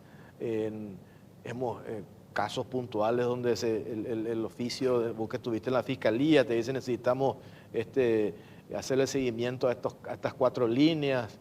Los muchachos ahí meten una línea más para tener otro tipo de información que sea de su interés particular. Todo Sí, eso, todas esas cuestiones que... Por eso yo te preguntaba, ¿verdad? Cuando salta un referente importante que estaba trabajando muy de cerca, el ex ministro de la Senat, Yucio, hoy procesado por vínculos con el narcotráfico, que parece que la gente se olvida de eso que yo la semana pasada escuchaba en algunos programas de radio, le llamaban a él como el gran referente en asuntos de seguridad, ¿verdad? Sí. Y yo decía, ustedes pues se olvidan por qué este señor está... Llamarle a Tío Rico, llamarle a él lo mismo. En todo caso, que resuelva sus causas pendientes con la justicia, que salga sobreseído, todo limpio y después hablar. Pero mientras vos tenés esa carga, nada más y nada menos que vínculo con el narcotráfico, me parece que no tendrías autoridad moral para hablar, ¿verdad? Pero más allá de eso, el control interno es tan... ¿Ustedes hacen polígrafo a los funcionarios claves o no entran en eso? El polígrafo, Jorge, en la Senat se hace a una unidad sensible que es SIU. Sí. Se hace polígono. Sí, se hace, que es una unidad basada en la cooperación internacional con el gobierno americano. Entonces, tiene su costo, requiere de personal capacitado, de personas entrenadas para este tipo de análisis. Entonces, eso se hace permanentemente en esa unidad, que es una de las unidades más sensibles de la Senat, Jorge. Y después, en lo que respecta a las otras unidades, el único control que existe es el mío. Es por eso que para nosotros también es muy importante la implementación de nuevas tecnologías para ejercer un poco una contrainteligencia dentro de la Senat, ¿verdad? A ver, cámaras con reconocimiento facial o equipos informáticos sofisticados, no con una computadora que es la que compramos en cualquier lugar, sino computadoras, equipos informáticos que te permitan hacer análisis o cruzamientos de informaciones que te permitan hacer ese tipo de trabajo. O sea, es complicado, pero no imposible. Pero tienen esos recursos, están flojos en eso. Mira, el presidente de la República entendió esas necesidades y se está trabajando sobre eso. Hay un presupuesto que se está manejando, o sea, hay requerimientos, hay exigencias nuestras que yo se las planteé a él y él entendió y él está apoyando eso, Pipo. Y el mismo hecho de que vos estés dando estos resultados cuando de repente tenés que tratar con los otros organismos similares en el exterior, genera también una nueva confianza, porque imagino que con el gobierno anterior, Europol, Interpol, compañías han dicho, estos tipos no le demos muchos datos porque nos filtran por todos, tienen filtraciones por todos lados. Pero cuando vos en 9 meses le mostrás que estás trabajando fuerte, que le estás cayendo, que no le está llegando más nada a tu lugar, empieza a crear un vínculo de confianza que debe costar formar, me imagino. Fíjate, Pipo, que otra de las cooperaciones que tenemos nosotros es con la Policía Federal de Brasil. Y el operativo más grande del mundo se realiza entre ambas fronteras, la de Paraguay y la de Brasil. Esa es una operación que ha arrojado resultados altamente positivos y tal es el resultado que ha arrojado que la cooperación internacional, o sea, la cooperación con Brasil, con la Policía Federal de Brasil, va a incrementar los operativos de Nueva Alianza. O sea, se va a incrementar ¿para qué? A los efectos de llegar aún más a más cantidades de erradicación de cultivo de marihuana, a más toneladas, a sacar de circulación la mayor cantidad posible de marihuana. Y tal es así que hay informes periodísticos que vinieron de Brasil en donde se sostiene que la marihuana está escaseando en algunos estados de Brasil y en algunos estados también ha subido el precio de la marihuana debido a los trabajos que se están realizando acá en la zona fronteriza y en la zona de mayor producción de cultivo de marihuana, Pipo. No es algo que nosotros inventamos, una información que vino de afuera. Jorge, no sé, yo quiero una pregunta ahí. Sí, métele. Cuando veía yo los primeros informes, veía a la noche en el programa, veía las caídas de los famosos chespiteros, las casas estas, en barrios populares, en Casilla, donde caía un chespicero. Y vos veías eso en la mesa, 50, 60, 100 moñitos y billete de 2.000, moneda, 5.000 anillos. ¿Para qué hacen todo esto? Después vos pensás, este es el peor problema para nosotros hoy, para mí, ciudadano. Este es el más peligroso que ese cargamento de cocaína. Yo sé que es importante que caiga cargamento de cocaína, pero el que asalta, el que roba, el que clava, el que entra en tu casa y te mata, te rompe el vidrio, o el crimen local está basado en la necesidad del consumo de ese chespi. El hecho de que ustedes le caigan y le estén persiguiendo a esos proveedores es lo que va a generar también una cuestión de mejora en la seguridad interna del país y en la seguridad en las calles, ¿verdad? Absolutamente, Pipo. El hecho de que nosotros estemos haciendo muchísimos procedimientos relacionados al microtráfico implica eso también una cuestión estratégica de nuestra parte. Bien mencionaste el encuentro a una persona con, no sé, 20, 30, 40, 50 gramos de crack, cocaína, marihuana, billeta acá, billeta allá. Eso varía. Sí, claro. Hay veces que encontramos 15 kilos de crack con 70, 80, 100 millones de guaraníes con vehículos. O sea, eso varía. Lo que estamos haciendo ahora en la Senat, Pipo, es limar un poco esa clase, la inteligencia de esos trabajos. ¿Y qué hacemos? Al caso que mencionaste, una persona con 20 gramos de cocaína. No apuntemos o no nos limitemos simplemente a la incautación de la cocaína o del crack. Trasladar esa figura, ese ejemplo que diste de la persona que vende crack o cocaína, 20, 30 gramos, a 10 metros de un colegio. Sí, o a 20 asaltos. Sí. Enfrente de una escuela. O a aquel que usa menores de edad para vender esos 20 o 30 gramos de cocaína, de crack o lo que sea. Esa es la importancia de los trabajos relacionados al microtráfico, Pipo. Estratégico. O sea, los golpes tienen que ser más estratégicos. Bueno, ministro, te agradecemos tu tiempo. Vamos a seguir hablando, hay mucho todavía por hacer y por desmantelar. Y a mí me dicen que van a haber todavía novedades a partir de estas investigaciones que se están llevando adelante. Gracias. Todos los días hay novedades Todos los realmente días. reales. Yo Eso es lo llamativo. espero Sí. que tengamos novedades. Sí. Yo espero que sí. Gracias, ministro, muy amable. Gracias a ustedes, gracias Jorge, gracias Pipo. Última pausa y venimos para cerrar el programa.